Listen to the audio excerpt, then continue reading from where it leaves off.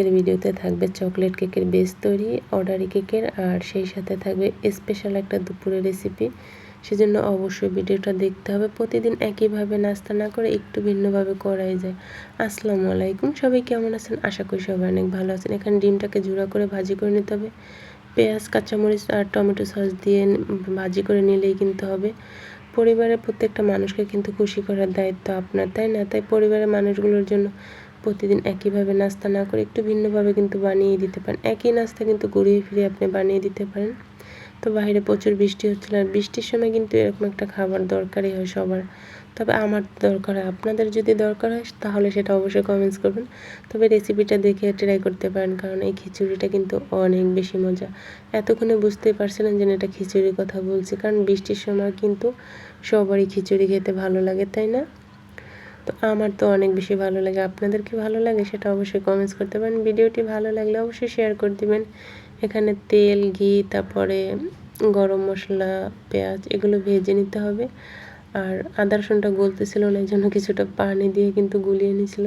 তো কয়েকটা কাঁচামরিচ, পরিমাণ মতো লবণ আর জিরা গুঁড়া দিয়ে মশলাটাকে ভালোভাবে কষিয়ে যখন তেলটা ভেসে উঠবে উপরে, সেই সময় কিন্তু চালটা দিতে হবে। এর আগে কিন্তু দেওয়া যাবে না, কারণ মশলার কাঁচা গন্ধ থাকবে, তাহলে কিন্তু খেতে ভালো লাগবে না। আর যে কোনো খাবার রান্না আপনি কষানোটার ভিতরে আপনার মজাটা যত কষাবেন তত ভালো লাগবে, তাই না?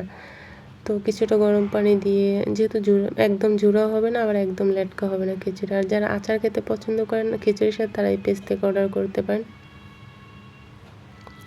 তো তারপরে কিন্তু এখানে ঢাকনা দিয়ে চুলার আঁচ কমিয়ে বসিয়ে দিব। তলায় একটু লেগে যাবে দেখে কিন্তু ফাঁকে একটু নাড়া দিয়ে দিতে হবে।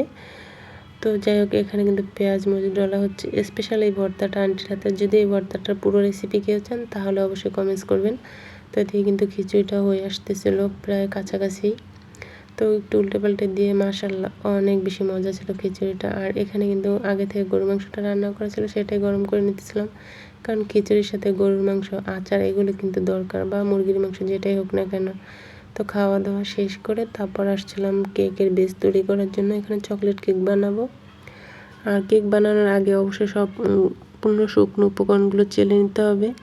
এখানে সবগুলো মানে কেকের বেস তৈরি করতে যা যা লাগে, যেরকম কর্নফ্লাওয়ার, বেকিং পাউডার, ময়দা, তারপর গুঁড়ো দুধ, এগুলো দিয়ে তারপর চেলে নিতে হবে। অবশ্যই কোকো পাউডার দিতে হবে, যেহেতু এটা চকলেট কেকের বেস তৈরি করতেছিলাম। আর দুধটা অপশনাল, আপনাদের ভালো লাগলে দিতে পারেন, না লাগলে না দিলেও চলে। আর এগুলো যেহেতু আমার অর্ডারি কেক ছিল, সেজন্যই কিন্তু এগুলো দেওয়া। তো আর সবাই যেহেতু কেক বানাতে পারে, তাই আর বললাম না। ভিডিওটি ভালো লাগলে অবশ্যই শেয়ার করে দেবেন।